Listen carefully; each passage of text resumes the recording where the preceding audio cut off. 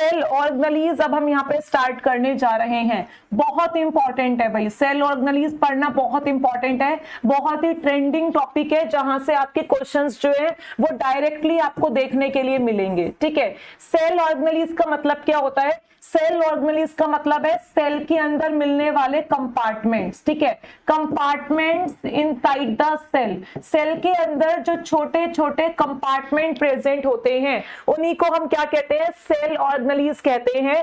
और जो cell organelles होते हैं ये कहां प्रेजेंट होते हैं? They are present in cytoplasm, cell का जो फ्लूइड होता है ये उसमें प्रेजेंट होते हैं। ठीक है, अब यहाँ पे अगर हम बात करें सेल ऑर्गेनेलीज की, किसकी बात करें? सेल ऑर्गेनेलीज की। तो सेल ऑर्गेनेलीज जो होते हैं वो दो टाइप के होते हैं। कितने टाइप के होते हैं? दो टाइप के।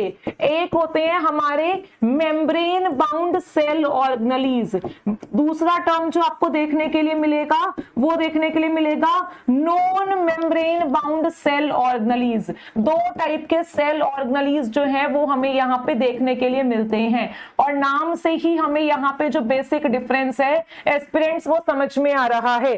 ऐसा सेल ऑर्गेनेली जिसके खुद के पास उसकी मेम्ब्रेन है वो हमारा मेम्ब्रेन बाउंड सेल ऑर्गेनेली कहलाता है। यानी कि cell organelle having its own membrane, having its own membrane, जिसके पास अपनी खुद की मेम्ब्रेन है वो मेम्ब्रेन बाउंड सेल ऑर्गेनेली कहलाता है। और ये जो मेम्ब्रेन होती है ये भी हमारी लिपिड बाइलेयर से बनी हुई होती है, जस्ट लाइक प्लाज्मा मेम्ब्रेन। ये जो हमारी मेम्ब्रेन होती है ना यहाँ पे ऑर्गेनेलीज की, ये भी लिपिड बाइलेयर से बनी होती है जैसे कि प्लाज्मा मेम्ब्रेन। और non membrane bound cell organelle मतलब that do not contain their own membrane, जिसके पास उनकी खुद की मेम्ब्रेन प्रेजेंट नहीं होती, उनको हम सेल ऑर्गेनेलीज तो बोल सकते हैं लेकिन मेम्ब्रेन बाउंड सेल ऑर्गेनेलीज नहीं बोल सकते। तो यहाँ पे बार बार एक क्वेश्चन जो है वो आता है राइबोसोम से। राइबोसोम सेल ऑर्गेनेली है लेकिन ये मेम्ब्रेन बाउंड सेल ऑर्गेनेली नहीं है, राइबोसोम्स के पास उसकी खुद की लिपिड बाइलेयर नहीं मिलती। जबकि अगर हम यहाँ पे एग्जांपल देखें किस किस का, हम एंडोप्लाज्मिक रेटिकुलम का एग्जांपल देखें, हम यहाँ पे लाइसोसोम का एग्जांपल देखें, हम यहाँ पे माइटोकॉन्ड्रिया का एग्जांपल देखें, हम यहाँ पे किसका एग्जांपल देखें भाई? हम यहाँ पे क्लोरोप्लास्ट का एग्जांपल देखें, हम यहाँ पे आपका गोल्जी का एग्जांपल देखें, और किसका एग्जांपल देख सकते हो? पेरोक्सिसोम का एग्जांपल देखें। तो ये सब के सब खुद की मेम्ब्रेन लेके बैठे हुए हैं। तो ये सब हमारे मेम्ब्रेन बाउंड सेल ऑर्गेनेलीज में आते हैं। किसमें आते हैं? मेम्ब्रेन बाउंड सेल ऑर्गेनेलीज में आते हैं। जैसे कि यहाँ पे हम एक डायग्राम की फॉर्म में इस चीज को समझ सकते हैं। ये हम बनाने जा रहे हैं यहाँ पे सेल, क्या बनाया है भाई एस्पिरेंट्स? ये हमने बनाया है सेल, ये रही हमारी प्लाज्मा मेम्ब्रेन। सेल के अंदर जो फ्लूइड प्रेजेंट है वो है हमारा साइटोप्लाज्म। क्या है? वो है हमारा यहाँ पे साइटोप्लाज्म। ठीक है, सेल के अंदर यहाँ पे इस तरीके से प्रेजेंट है न्यूक्लियस। न्यूक्लियस की जो मेम्ब्रेन होती है ना वो कॉन्टिन्यूएशन में नहीं होती। न्यूक्लियस की मेम्ब्रेन में बीच बीच में इस तरीके से क्या देखने के लिए मिलते हैं? पोर। देख रहे हो ना यहाँ पे पोर प्रेजेंट है, इन्हीं को न्यूक्लियर पोर बोलते हैं। क्या बोलते हैं? Nuclear pore. न्यूक्लियस की जो मेम्ब्रेन है वो कॉन्टिन्यूएशन में नहीं होती। ये हमने बना दिया यहाँ पे न्यूक्लियस। क्या बना दिया? न्यूक्लियस। न्यूक्लियस की जो मेम्ब्रेन है ना वो दो लेयर से मिलके बनती है। तो ये होती है हमारी outer nuclear membrane, ONM। ONM का मतलब होता है आउटर न्यूक्लियर मेम्ब्रेन। ठीक है, और अंदर वाली जो मेम्ब्रेन प्रेजेंट है ये वाली, इसको हम कहते हैं इनर न्यूक्लियर मेम्ब्रेन। क्या कहते हैं भाई? Inner nuclear membrane. जब न्यूक्लियस पढ़ाऊंगी तो थोड़ा और डिटेल में बताऊंगी। तो न्यूक्लियस जो होते हैं इसके पास दो मेम्ब्रेन होती है, एक आउटर न्यूक्लियर मेम्ब्रेन, एक इनर न्यूक्लियर मेम्ब्रेन। और जैसे जैसे ये पोर के पास आती है ये दोनों मेम्ब्रेन आपस में इस तरीके से मिल जाती हैं। देख रहे हो ना, ये दोनों मेम्ब्रेन आपस में जैसे जैसे पोर किनारा आता है दोनों मेम्ब्रेन आपस में ज्वाइन हो जाती हैं।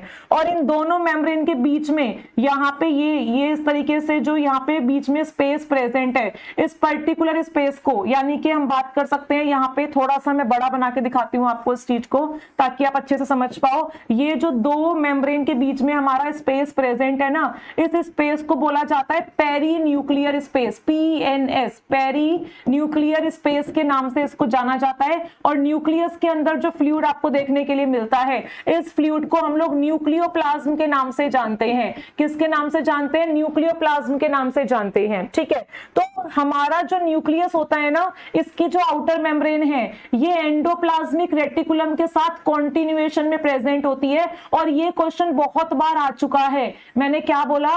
मैंने बोला जो एंडोप्लाज्मिक रेटिकुलम है वो न्यूक्लियस की आउटर मेम्ब्रेन के साथ कॉन्टिन्यूएशन में प्रेजेंट होता है। और ज्यादातर ये कौन सा एंडोप्लाज्मिक रेटिकुलम होता है? रफ एंडोप्लाज्मिक रेटिकुलम होता है। रफ एंडोप्लाज्मिक रेटिकुलम मतलब जिसके सरफेस पे राइबोसोम प्रेजेंट है। क्या प्रेजेंट है? राइबोसोम प्रेजेंट है। तो हमारा जो रफ एंडोप्लाज्मिक रेटिकुलम है वो न्यूक्लियस की आउटर मेम्ब्रेन के साथ कॉन्टिन्यूएशन में होता है।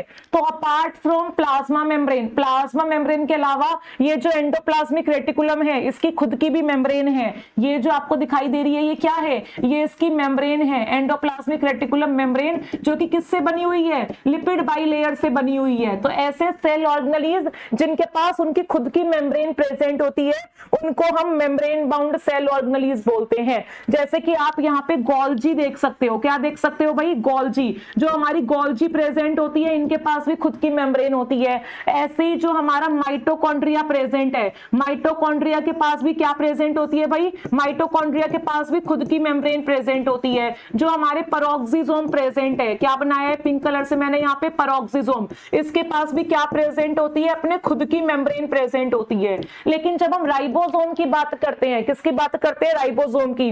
राइबोसोम हमारा किससे बना हुआ है? राइबोसोम हमारा RNA और उसके ऊपर इस तरीके से प्रोटीन प्रेजेंट है। भाई क्या प्रेजेंट है? प्रोटीन। प्रोटीन से और RNA से मिलके हमारा राइबोसोम बना है। यानी कि इसके पास लिपिड की बाइलेयर प्रेजेंट नहीं है। तो ये हमारा मेम्ब्रेन बाउंड सेल ऑर्गेनेली नहीं है। राइबोसोम के स्ट्रक्चर में कहीं पे भी इस तरीके से कोई भी लिपिड की बाइलेयर प्रेजेंट नहीं है। और ये क्वेश्चन बहुत बार आता है कि मेम्ब्रेन बाउंड सेल ऑर्गेनेली कौन नहीं है?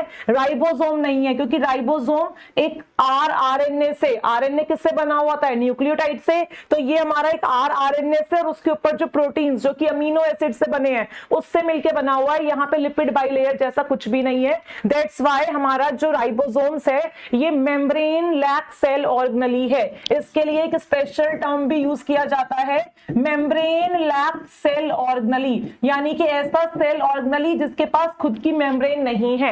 ये सब प्लाज्मा मेम्ब्रेन के अंदर जो फ्लूइड प्रेजेंट है, साइटोप्लाज्म, सभी सेल ऑर्गेनेलीज उसके अंदर आपको देखने के लिए मिलते हैं। ऐसे ही अगर हम यहाँ पे लाइसोसोम बनाए, क्या बनाए? लाइसोसोम। तो लाइसोसोम के पास भी क्या प्रेजेंट है? खुद की मेम्ब्रेन प्रेजेंट है। ठीक है, तो लाइसोसोम भी क्या हो गया? हमारा मेम्ब्रेन बाउंड सेल ऑर्गेनेली हो गया। तो जिसके पास लिपिड बाइलेयर यानी कि खुद की मेम्ब्रेन है वो किस कैटेगरी में आते हैं? वो आते हैं हमारे मेम्ब्रेन बाउंड सेल ऑर्गेनेलीज में। और जिसके पास हमारे पास मेम्ब्रेन प्रेजेंट नहीं है लिपिड बाइलेयर की खुद की, वो हमारे non membrane bound cell organelle या फिर cell organelle that lacks membrane, उस कैटेगरी के अंदर आते हैं।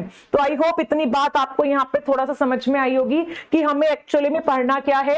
हमें यहाँ पे एक्चुअली में पढ़ना है आपका सेल ऑर्गेनेलीज। क्या पढ़ना है? Cell organelles. ठीक है, जो हमारे मेम्ब्रेन बाउंड सेल ऑर्गेनेलीज होते हैं ना, ये सिर्फ और सिर्फ किसमें देखने के लिए मिलते हैं? ये हमें सिर्फ और सिर्फ यूकैरियोट्स के अंदर देखने के लिए मिलते हैं। ये प्रोकैरियोट्स में प्रेजेंट नहीं होते। जबकि non membrane bound cell organelles जो होते हैं ये दोनों के अंदर देखने के लिए मिलते हैं। ये प्रोकैरियोट्स के अंदर भी देखने के लिए मिलते हैं और यूकैरियोट्स के अंदर। प्रोकैरियोट्स का एग्जांपल कौन हो गया भाई? प्रोकैरियोट्स का एग्जांपल हो गया हमारा बैक्टीरिया। कौन हो गया? बैक्टीरिया। इसीलिए राइबोसोम्स बैक्टीरिया में भी मिलता है, राइबोसोम्स यूकैरियोट्स यानी कि एनिमल्स, फंजाई, आपके प्लांट सबके अंदर मिलता है। यूकैरियोट्स के अंदर कौन कौन से किंगडम आते हैं भाई? जो आपके प्रोटिस्टा के मेंबर होते हैं वो भी यूकैरियोट्स में आते हैं, फंजाई के मेंबर हैं वो भी यूकैरियोट्स में आते हैं, प्लांट्स जो है वो भी यूकैरियोट्स में आते हैं और एनिमल्स जो है वो भी यूकैरियोट्स में आते हैं। तो जो मेम्ब्रेन बाउंड सेल ऑर्गेनेलीज हैं, जो सारे नाम हमने यहाँ पे लिखे हैं, वो प्रोकैरियोट यानी कि बैक्टीरिया में नहीं मिलते, बाकी सब में मिल रहे हैं। तो एक बेसिक सा डिफरेंस आपके माइंड माइंड में यहाँ पे क्लियर हुआ होगा। अब सबसे पहले हम यहाँ पे राइबोसोम की बात करेंगे। किसकी बात करेंगे एस्पिरेंट्स? राइबोसोम की बात करेंगे। बहुत इंपॉर्टेंट है राइबोसोम, समझ में आना बहुत इंपॉर्टेंट है। डायरेक्ट क्वेश्चन आपको यहाँ पे देखने के लिए मिलेगा। किससे देखने के लिए मिलेगा एस्पिरेंट्स? आपको राइबोसोम से। राइबोसोम बहुत ही खूबसूरत सा छोटा सा हमारा सेल ऑर्गेनली है, लेकिन इसके पास खुद की मेम्ब्रेन नहीं है। यानी कि हम क्या बोलेंगे, ये कैसा सेल ऑर्गेनली है? Cell organelle that lacks its own membrane। ये ऐसा सेल ऑर्गेनली है जिसके पास इसकी खुद की मेम्ब्रेन नहीं है। और मेम्ब्रेन से हमारा मतलब किससे है? मेम्ब्रेन से हमारा मतलब है लिपिड बाइलेयर से। बार बार इस वर्ड को मैं आपके सामने हाईलाइट कर रही हूं ताकि आपको पता चले कि जो ऑर्गेनलीज की मेम्ब्रेन होती है ये भी प्लाज्मा मेम्ब्रेन की तरह लिपिड बाइलेयर से ही बनी होती हैं। किससे बनी होती हैं फ्रेंड्स? लिपिड बाइलेयर से ही बनी होती हैं। तो राइबोसोम की अगर हम बात करें, राइबोसोम किस किस से मिलकर बना है? What are the components of ribosome? Ribosome किस किस से मिलकर बना हुआ है? राइबोसोम हमारा आरएनए, जिसको हम राइबोसोमल आरएनए के नाम से भी जानते हैं, उससे बना हुआ है। साथ ही साथ ये बना हुआ है हमारा प्रोटीन से। किससे बना हुआ है भाई? प्रोटीन से बना हुआ है। ठीक है, तो हमने यहाँ पे अगर आरएनए की हम फुल फॉर्म बताएं तो आरएनए की फुल फॉर्म क्या होती है? Ribo nucleic acid. भाई आरएनए की फुल फॉर्म यही तो होती है, राइबो न्यूक्लिक एसिड। तो क्योंकि राइबोसोम के अंदर राइबो न्यूक्लिक एसिड यानी आरएनए भी प्रेजेंट है और प्रोटीन भी प्रेजेंट है, इसी रीजन से राइबोसोम्स को हम क्या कहते हैं? हम लिख देते हैं एक स्पेशल सा नाम, ribosomes are also known as ribonucleoproteins. क्या कहा जाता है इनको? राइबोन्यूक्लियोप्रोटीन कहा जाता है। राइबोन्यूक्लियोप्रोटीन में से जो राइबोन्यूक्लियो वर्ड है ये हमने आरएनए का चुराया है, और प्रोटीन वर्ड का मतलब क्या है कि ये किससे बना हुआ है? प्रोटीन से बना हुआ है। इसीलिए ribosomes are known as ribonucleoproteins. क्या बोलते हैं इनको? राइबोन्यूक्लियोप्रोटीन्स बोलते हैं। And they are ubiquitous in cell. ये सेल के अंदर हर जगह देखने के लिए मिलते हैं। ये प्रोकैरियोट्स में भी देखने के लिए मिलते हैं, ये यूकैरियोट्स में भी देखने के लिए मिलते हैं। हर टाइप के सेल के अंदर ये देखने के लिए मिलते हैं। कौन? हमारे प्यारे से खूबसूरत से राइबोसोम्स। ठीक है, इतनी बात समझ में आई आपको? अब हम आगे यहाँ पे देखने जा रहे हैं। जो राइबोसोम होते हैं हमारे, दरअसल ये दो टाइप के होते हैं। एक होते हैं मेम्ब्रेन बाउंड राइबोसोम, कंफ्यूज मत हो जाना मेम्ब्रेन बाउंड राइबोसोम टर्म सुन के। और दूसरा प्रेजेंट होते हैं हमारे यहाँ पे फ्री राइबोसोम। कौन से राइबोसोम? Free ribosome. देखो कई बार क्या होता है, जो हमारा एंडोप्लाज्मिक रेटिकुलम प्रेजेंट होता है, ये हमने बनाया है यहाँ पे एंडोप्लाज्मिक रेटिकुलम। एंडोप्लाज्मिक रेटिकुलम के सरफेस के ऊपर राइबोसोम जाके इस तरीके से बाउंड हो जाते हैं। ये राइबोसोम जो है किसके ऊपर जाके बाउंड हो गए भाई? एंडोप्लाज्मिक रेटिकुलम की मेम्ब्रेन से। This is the ER membrane, endoplasmic reticulum membrane. तो ऐसे राइबोसोम जो किसी सेल ऑर्गेनली जो कि एंडोप्लाज्मिक रेटिकुलम होता है, जो उसकी मेम्ब्रेन से जाके बाउंड होते हैं, उनको मेम्ब्रेन बाउंड राइबोसोम बोलते हैं। तो ये मत समझना कि राइबोसोम के पास मेम्ब्रेन आ गई, नो, किसी और सेल ऑर्गेनली के मेम्ब्रेन पे जाके ये बाउंड हो गए, इसीलिए इनको हमने मेम्ब्रेन बाउंड राइबोसोम बोला। तो ये जो यहाँ पे हमने बनाया है वो क्या बनाया है? Membrane bound ribosome. ठीक है, यानी हम क्या बोलेंगे? हम बोलेंगे ribosome that attaches with the membrane of endoplasmic reticulum. ऐसे राइबोसोम जो ईआर की मेम्ब्रेन से जुड़ते हैं उनको हम यहाँ पे मेम्ब्रेन बाउंड राइबोसोम बोलते हैं। और क्योंकि ये ईआर की मेम्ब्रेन से जब अटैच होते हैं तो उसका जो सरफेस है वो रफ बना देते हैं, उसकी स्मूथनेस डिस्ट्रॉय कर देते हैं, क्योंकि जहां मन आया वहां आके बाउंड हो गए तो ईआर का जो सरफेस है वो क्या हो जाता है? रफ। इसीलिए ऐसे एंडोप्लाज्मिक रेटिकुलम को रफ एंडोप्लाज्मिक रेटिकुलम के नाम से जाना जाता है। एंडोप्लाज्मिक रेटिकुलम दो टाइप के होते हैं, आगे हम पढ़ेंगे, स्मूथ एंड रफ। तो जिनके पास राइबोसोम आके इस तरीके से अटैच हो जाते हैं, बाउंड हो जाते हैं, उनका सरफेस क्या हो जाता है? उनका सरफेस रफ हो जाता है, इसीलिए उनको हम रफ एंडोप्लाज्मिक रेटिकुलम के नाम से जानते हैं। ठीक है, जबकि फ्री राइबोसोम का मतलब क्या होता है? What do you mean by free ribosome? Free ribosome मतलब ऐसे राइबोसोम जो किसी की मेम्ब्रेन से नहीं जुड़े हुए, ribosomes that are not bound to any membrane, जो किसी की मेम्ब्रेन से बाउंड नहीं है, उनको हम यहाँ पे फ्री राइबोसोम्स बोलते हैं। जैसे कि ये हमारा सेल है, सेल के अंदर हमारे पास साइटोप्लाज्म है, साइटोप्लाज्म के अंदर हम देखते हैं कुछ इस तरीके से हमारे पास फ्री क्या प्रेजेंट है, हमारे पास फ्री राइबोसोम प्रेजेंट है, यानी कि ये किसी की भी मेम्ब्रेन से क्या नहीं है, बाउंड नहीं है। तो ये हमारे किसके अंदर आते हैं, ये हमारे फ्री राइबोसोम्स के अंदर आते हैं। तो फ्री राइबोसोम्स के अंदर हम क्या एग्जांपल लिखेंगे, साइटोप्लाज्मिक फ्री राइबोसोम्स, ऐसे राइबोसोम्स जो साइटोप्लाज्म में फ्री मिलते हैं। आपको पता होगा क्लोरोप्लास्ट के स्ट्रोमा में भी राइबोसोम्स मिलते हैं और वो भी किसी की मेम्ब्रेन से बाउंड नहीं होते। तो यहाँ पे जो स्ट्रोमा के अंदर राइबोसोम्स मिलते हैं वो भी क्या होते हैं, हमारे फ्री राइबोसोम्स होते हैं। ऐसे ही माइटोकॉन्ड्रिया की मैट्रिक्स के अंदर जो राइबोसोम मिलते हैं वो भी हमारे फ्री राइबोसोम के अंदर आते हैं। किसके अंदर आते हैं, फ्री राइबोसोम के अंदर आते हैं। तो there are two type of ribosomes, membrane bound ribosomes और फ्री राइबोसोम्स। और इसको हम एक डायग्राम बना के समझ सकते हैं। ये सपोज यहाँ पे हमने सेल बनाया, सेल में यहाँ इस तरीके से हम क्या दिखाने जा रहे हैं भाई, ये हम यहाँ पे न्यूक्लियस दिखाने जा रहे हैं, ठीक है। और इस तरीके से यहाँ पे हमारे पास क्या प्रेजेंट है, ये हमारे पास प्रेजेंट है सपोज RER, क्या प्रेजेंट है, RER, ठीक है। यहाँ हमने बना दिया है भाई इस तरीके से आपका माइटोकॉन्ड्रिया, क्या बना दिया है, माइटोकॉन्ड्रिया। और ये रहा हमारा आपका क्लोरोप्लास्ट, क्या है, क्लोरोप्लास्ट। तो अगर हम बात करें ऐसे राइबोसोम जो इस तरीके से क्या जुड़े हुए हैं भाई, आपके एंडोप्लाज्मिक रेटिकुलम से जुड़े हुए हैं, इसको हम क्या बोलते हैं, इसको हम बोलते हैं मेम्ब्रेन बाउंड राइबोसोम। क्या बोलते हैं भाई, मेम्ब्रेन बाउंड राइबोसोम। वहीं पे जो दूसरे राइबोसोम्स हैं जो इस तरीके की माइटोकॉन्ड्रिया की मैट्रिक्स में फ्रीली प्रेजेंट है, जो साइटोप्लाज्म में फ्रीली प्रेजेंट है, जो क्लोरोप्लास्ट के स्ट्रोमा में फ्रीली प्रेजेंट है, इनको हम कौन सी कैटेगरी का राइबोसोम बोलेंगे, इनको हम फ्री राइबोसोम बोलेंगे। फ्री का मतलब ये किसी भी मेम्ब्रेन से बाउंड नहीं है, ये हमारे फ्री राइबोसोम्स हैं। तो आई होप दोनों का डिफरेंस आपको अच्छे तरीके से यहाँ पे क्या हुआ होगा, क्लियर हुआ होगा, ठीक है। इसके बाद हम बात करें स्ट्रक्चर ऑफ राइबोसोम की। किसकी बात करें भाई, स्ट्रक्चर ऑफ राइबोसोम की। राइबोसोम का स्ट्रक्चर जो है वो कैसा है, तो राइबोसोम जो है वो दो सब यूनिट से मिलकर बना हुआ है।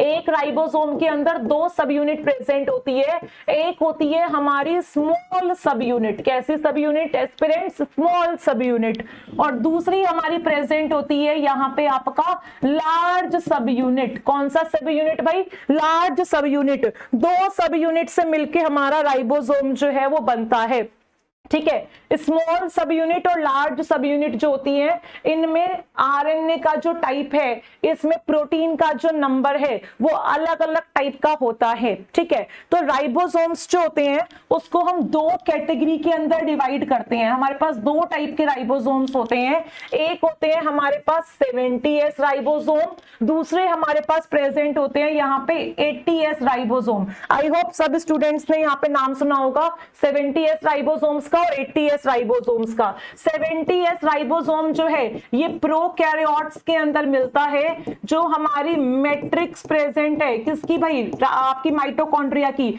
उसके अंदर भी यही राइबोसोम मिलता है। और जो क्लोरोप्लास्ट का आपका स्ट्रोमा फ्लूइड प्रेजेंट है, उस स्ट्रोमा के अंदर जो राइबोसोम है वो भी हमारा 70S का मिलता है, ठीक है। ये जो हमारे मैट्रिक्स और स्ट्रोमा है ये किस किस के पोर्शन है, मैट्रिक्स हमारा माइटोकॉन्ड्रिया का पार्ट है और स्ट्रोमा जो है ये हमारा क्लोरोप्लास्ट का पार्ट है, ठीक है। और अगर हम प्रोकैरियोट यानी कि बैक्टीरिया के साइटोप्लाज्म की बात करें तो वहां पे भी हमें कौन सा राइबोसोम देखने के लिए मिलता है, 70S राइबोसोम देखने के लिए मिलता है। जबकि 80S राइबोसोम जो है ये सिर्फ और सिर्फ कहां मिलता है भाई, 80S राइबोसोम जो है या तो ये ER की मेम्ब्रेन पे मिलता है या फिर ये फ्री साइटोप्लाज्म में मिलता है, फ्री साइटोप्लाज्मिक राइबोसोम। ये दोनों राइबोसोम कौन सी कैटेगरी के होते हैं भाई, ये दोनों राइबोसोम हमारे यहाँ पे 80S टाइप के होते हैं। देखो 70S का जो साइज है वो थोड़ा स्मॉल होता है और 80S का जो साइज होता है कंपैरेटिवली वो थोड़ा सा यहाँ पे लार्ज होता है। एस का मतलब होता है यहाँ पे सेडवर्ग यूनिट। एस का मतलब क्या होता है भाई, एस का मतलब होता है यहाँ पे आपका सेडवर्ग यूनिट या फिर सेडिमेंटेशन कोफिशिएंट से भी हम एस को यहाँ पे डिनोट करते हैं। तो 70S और आपका जो 80S है, यानी कि ये जो आपका 70S राइबोसोम है, अगर हम इसकी बात करें या फिर हम 80S राइबोसोम की बात करें, इन दोनों के अंदर ही दो दो सब यूनिट प्रेजेंट होती हैं। कितनी सब यूनिट प्रेजेंट होती है भाई? इनके अंदर दो दो सब यूनिट प्रेजेंट है, यानी इसके पास भी एक लार्ज सब यूनिट मिलेगी और एक स्मॉल सब यूनिट मिलेगी। और जो हमारा 80S प्रेजेंट है, इसके पास भी कितना सब यूनिट मिलेगा? दो सब यूनिट मिलेगा। एक आपको यहाँ पे लार्ज सब यूनिट मिलेगा और दूसरा आपको यहाँ पे स्मॉल सब यूनिट मिलेगा। ठीक है, तो वही बात हम यहाँ पे करने जा रहे हैं कि राइबोसोम के अंदर एक हमारी स्मॉल सब यूनिट प्रेजेंट होती है और दूसरी हमारी यहाँ पे लार्ज सब यूनिट प्रेजेंट होती है। कुछ इस तरीके से हम यहाँ पे दिखाते हैं राइबोसोम को। एक यूनिट हम ऐसे बनाते हैं और एक यूनिट हम ऐसे बनाते हैं, यानी एक सब यूनिट यहाँ पे स्मॉल होती है और दूसरी सब यूनिट यहाँ पे कैसी प्रेजेंट होती है भाई? दूसरी सब यूनिट यहाँ पे आपकी लार्ज सब यूनिट प्रेजेंट होती है।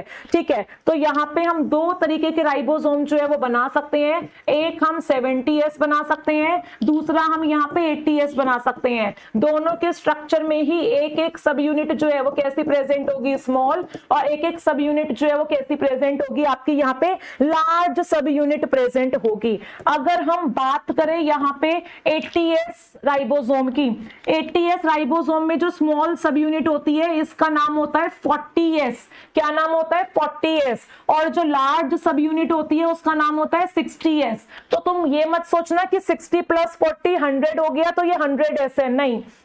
यहाँ पे हमें कंडेंसेशन यानी कि एडिशन नहीं करना होता, हम यहाँ पे सेडिमेंटिंग कोफिशिएंट निकाल के नाम रखते हैं।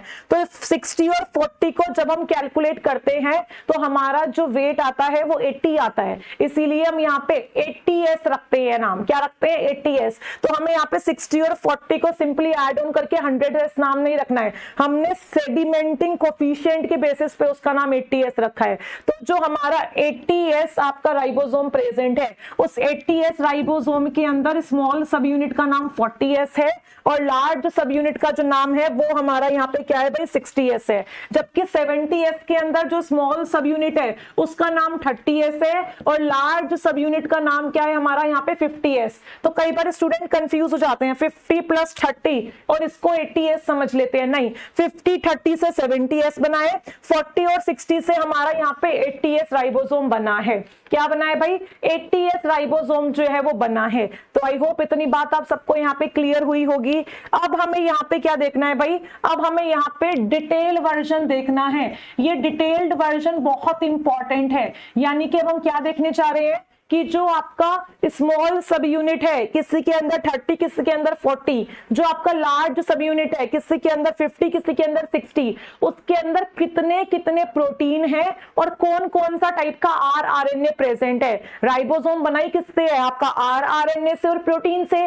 तो सबका नाम अलग अलग है, इसका मतलब सबके अंदर प्रोटीन का नंबर और RNA का टाइप भी क्या होगा? अलग अलग होगा। तो वही डिटेल वर्जन हम यहाँ पे बनाने जा रहे हैं। अगर हम यहाँ पे प्रोकैरियोट्स की बात करें तो प्रोकैरियोट्स में 70S है और यहाँ पे अगर हम यूकैरियोट्स की बात करें, यूकैरियोट्स में भी हम यहाँ पे ER मेम्ब्रेन वाले की बात करने जा रहे हैं। और किसकी बात करने जा रहे हैं भाई? हम यहाँ पे बात करने जा रहे हैं प्री साइटोप्लाज्मिक राइबोसोम की, ना कि हम मैट्रिक्स और स्ट्रोमा की बात करने जा रहे हैं। तो यहाँ हमारा 80S प्रेजेंट है और यहाँ हमारा 70S प्रेजेंट है। इन दोनों के बीच का जो डिफरेंस है, जो बेसिक डिफरेंस है, वो अब हम यहाँ पे देखने जा रहे हैं। ठीक है, और एक तरफ हम इनकी प्रॉपर्टीज लिखेंगे। क्या लिखेंगे एस्पिरेंट्स? प्रॉपर्टी, कि किस प्रॉपर्टी के बेसिस पे हम इनको क्या करने जा रहे हैं? डिफरेंशिएट करने जा रहे हैं। ठीक है, तो सबसे पहले हम यहाँ पे स्मॉल सब यूनिट का साइज मेंशन करने जा रहे हैं। किसका साइज मेंशन करने जा रहे हैं? स्मॉल सब यूनिट का।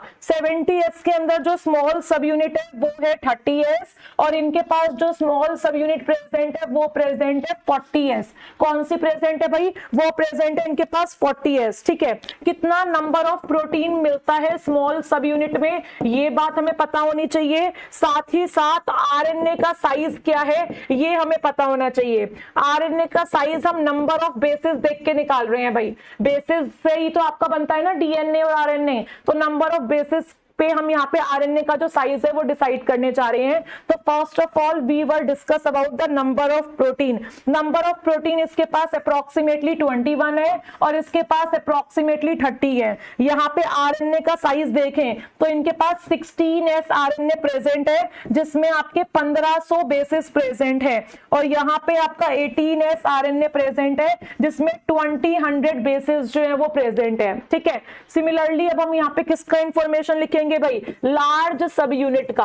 तो लार्ज सब यूनिट भी किससे बनी हुई होगी, हम बोलेंगे लार्ज सब यूनिट भी आपकी प्रोटीन से बनी हुई होगी और आपका बनी हुई होगी आरएनए साइज से। किससे बना होगा, आरएनए साइज से। और ब्रैकेट में हम लिखने जा रहे हैं नंबर ऑफ बेसिस। क्या लिखने जा रहे हैं एस्पिरेंट्स, नंबर ऑफ बेसिस। ठीक है, तो यहाँ पे लार्ज सब यूनिट का नाम क्या है भाई, ये आपका 30, तो ये आपका क्या हो जाएगा 50, ये आपका 40, तो ये आपका क्या हो जाएगा 60। नंबर ऑफ प्रोटीन की बात करें, इसके पास अप्रोक्सीमेटली 34 प्रोटीन है, इसके पास अप्रोक्सीमेटली 15 प्रोटीन है। ठीक है, 50 आरएनए यहाँ पे बहुत इंपॉर्टेंट है, इसके पास मिलता है 23S आरएनए जिसमें 2900 बेसिस प्रेजेंट है और इसके पास मिलता है 5S आरएनए जिसमें 120 बेसिस प्रेजेंट है। ठीक है, यहाँ पे अगर हम बात करें इसके पास 20S आरएनए मिलता है जिसमें 4200 क्या प्रेजेंट है भाई, 4200 बेसिस प्रेजेंट है। साथ ही साथ यहाँ पे 5.8S आरएनए मिलता है जिसमें 160 बेसिस प्रेजेंट है और लास्ट में इसके पास भी 5S आरएनए मिलता है जिसमें 120 क्या प्रेजेंट है, बेसिस प्रेजेंट है। तो एक इकलौती चीज है यहाँ पे जो कॉमन है और वो है 5S। 5S इसके पास भी प्रेजेंट है जो कि आपके प्रोकैरियोट्स का पार्ट है, 5S इसके पास भी प्रेजेंट है जो कि आपके यूकैरियोट का पार्ट है। तो ये इकलौती चीज प्रोकैरियोट में और यूकैरियोट में कॉमन है, यानी 70S और 80S में क्या है कॉमन, और बाकी जितनी भी चीजें हैं वो सब अलग अलग है। यहाँ 16S है, यहाँ 18 है, यहाँ 23 है, यहाँ 28S और इसके पास 5.8 है, कभी 58 समझ लो। इसके पास 5.8S जो है वो एक्स्ट्रा है, 5S यहाँ पे दोनों के पास क्या प्रेजेंट है भाई, 5S इन दोनों के पास यहाँ पे कॉमन प्रेजेंट है। तो राइबोसोम का फंक्शन क्या होता है, क्या आप में से कोई मुझे बता सकता है राइबोसोम का फंक्शन क्या होता है भाई। राइबोसोम का एक बहुत ही अच्छा फंक्शन है जिसके बिना आप जिंदा नहीं रह सकते और वो है प्रोटीन फॉर्मेशन। यानी कि जब हमारा जो मैसेंजर आरएनए आता है, ये मैसेंजर आरएनए जब राइबोसोम से मिलता है तो राइबोसोम इसके साथ मिलके प्रोटीन बनाता है और इस प्रोसेस को ट्रांसलेशन कहते हैं। क्या कहते हैं, ट्रांसलेशन। यानी कि कुछ इस तरीके से आप समझ सकते हैं, ये हमारे पास सेल प्रेजेंट है, सेल के अंदर ये मिल रहा है हमारे पास यहाँ पे न्यूक्लियस। क्या मिल रहा है भाई, न्यूक्लियस। न्यूक्लियस के पास प्रेजेंट है डीएनए, डीएनए से जब ट्रांसक्रिप्शन हो रहा है तो यहाँ बन रहा है मैसेंजर आरएनए न्यूक्लियस के अंदर। अगर हम यूकैरियोट्स की बात करें तो इनके पास न्यूक्लियर मेम्ब्रेन होती है, तो इनका जो ट्रांसक्रिप्शन होता है वो न्यूक्लियस के अंदर होता है। तो ये एमआरएनए आता है साइटोप्लाज्म में। कहाँ आता है, साइटोप्लाज्म में। ये आ गया मैसेंजर आरएनए और जब इस मैसेंजर आरएनए को राइबोसोम मिल जाते हैं तो ये मिलके आपस में ट्रांसलेशन करके बनाते हैं प्रोटीन। क्या बनाते हैं, प्रोटीन। तो ट्रांसलेशन का जो प्रोसेस है, चाहे यूकैरियोट हो या प्रोकैरियोट हो, ट्रांसलेशन का प्रोसेस सबके अंदर ही साइटोप्लाज्म में होता है। किसमें होता है, साइटोप्लाज्म में होता है। जबकि यहीं पे सेम सिनेरियो अगर हम इमेजिन करें किसी बैक्टीरिया का, भाई किसका इमेजिन करें, बैक्टीरिया का, यानी कि प्रोकैरियोट का। तो प्रोकैरियोट का तो जो न्यूक्लियस होता है उसके पास कोई मेम्ब्रेन नहीं होती, न्यूक्लियोइड प्रेजेंट होता है वहां। तो उनका जो इस तरीके से जेनेटिक मटेरियल है वो पड़ा हुआ है। ठीक है, यानी ये प्रेजेंट है उनका डीएनए। इस डीएनए से ट्रांसक्रिप्शन करके ये साइटोप्लाज्म में क्या बनाते हैं, एमआरएनए। और इस एमआरएनए को जब हम राइबोसोम दे देते हैं, क्या दे देते हैं, राइबोसोम, तो यहाँ पे बन जाता है प्रोटीन। क्या बन जाता है भाई, प्रोटीन। यानी कि ट्रांसलेशन का प्रोसेस चाहे यूकैरियोट हो चाहे प्रोकैरियोट हो, दोनों के ही साइटोप्लाज्म में होता है। कहाँ होता है, साइटोप्लाज्म में। लेकिन आपके जो प्रोकैरियोट प्रेजेंट है इनमें ट्रांसक्रिप्शन भी कहाँ हो रहा है, साइटोप्लाज्म में। जबकि यहाँ पे जो ट्रांसक्रिप्शन आप देख रहे हो ये किसके अंदर देख रहे हो, न्यूक्लियस के अंदर। किसके अंदर देख रहे हो, न्यूक्लियस के अंदर। ऐसे ही डीएनए से डीएनए बनना यानी कि रेप्लिकेशन इनका न्यूक्लियस में होता है और इनका तो सब कुछ ही साइटोप्लाज्म में होता है क्योंकि इनके पास न्यूक्लियर एनवेलप ही नहीं है। ठीक है, तो आई होप इतनी बात अब सभी एस्पिरेंट्स को समझ में आई होगी राइबोसोम के बारे में कि राइबोसोम सेल ऑर्गेनली हमारा यहाँ पे कितना ज्यादा इंपॉर्टेंट है। यस, चलें आगे, इतनी बात क्लियर है। एट लास्ट हमें यहाँ पे क्या पता होना चाहिए भाई, हमें यहाँ पे चलो पहले इतना नोट करना स्टार्ट करो, इतना नोट करना स्टार्ट करो। एक और वैसे इंपॉर्टेंट चीज है छोटी सी, वो है कि कौन बनाता है आरएनए को, दैट इज आरएनए पॉलीमरेज। यहाँ पे आरएनए पॉलीमरेज की जो बातें हैं वो भी बहुत इंपॉर्टेंट है। कोई गैस कर सकता है कि डीएनए से ही आरएनए बनता है, राइट? मैंने क्या बोला यहाँ पे, एक छोटी सी बात जो लास्ट में आपको पता होनी चाहिए, जिससे आपका डायरेक्ट क्वेश्चन यहाँ बन सकता है। और वो छोटी सी बात क्या है जरा देखते हैं एस्पिरेंट्स, सबका फोकस सामने होना चाहिए। ये देखो भाई, ये हमारे पास प्रेजेंट है आपका डीएनए। क्या है? डीएनए। देखो फॉर्मिंग एंजाइम कौन है, जरा समझते हैं इस चीज को। फॉर्मिंग एंजाइम हमेशा होता है पॉलीमरेज। कौन होता है? पॉलीमरेज। ठीक है, नाम कैसे रखते हैं जरा देखते हैं। हमने बोला हमें डीएनए से आरएनए बनाना है। क्या बनाना है? डीएनए से आरएनए बनाना है। तो जाहिर सी बात है जो बन रहा होता है उसके नाम को हम पॉलीमरेज के आगे लगा देते हैं। यानी कि फॉर्मिंग एंजाइम कौन है? पॉलीमरेज। और बन कौन रहा है? बन रहा है हमारा यहाँ पे आरएनए। तो हम लिख देंगे आरएनए पॉलीमरेज। क्या लिख देंगे? RNA polymerase. वहीं पे अगर हमारे पास यहाँ पे डीएनए प्रेजेंट है और हम डीएनए से क्या बना रहे हैं? डीएनए बना रहे हैं। तो क्योंकि हम कुछ बना रहे हैं तो पॉलीमरेज तो आएगा ही। और क्या बना रहे हैं? प्रोडक्ट क्या है उसको लिख दो, हम डीएनए बना रहे हैं, डीएनए पॉलीमरेज। ठीक है, लेकिन ये जो प्रोडक्ट है ये किस पे डिपेंडेंट होके बना रहे हो? हमने बोला हम आरएनए डीएनए पे डिपेंडेंट होके बना रहे हैं, तो इसका पूरा नाम पड़ जाता है डीएनए डिपेंडेंट आरएनए पॉलीमरेज। यहाँ पे हमने बोला हम डीएनए बना रहे हैं, डीएनए पॉलीमरेज है, लेकिन डीएनए किस पे डिपेंड होके बना रहे हो? डीएनए पे। इसीलिए इस एंजाइम को हम बोलते हैं डीएनए डिपेंडेंट डीएनए पॉलीमरेज।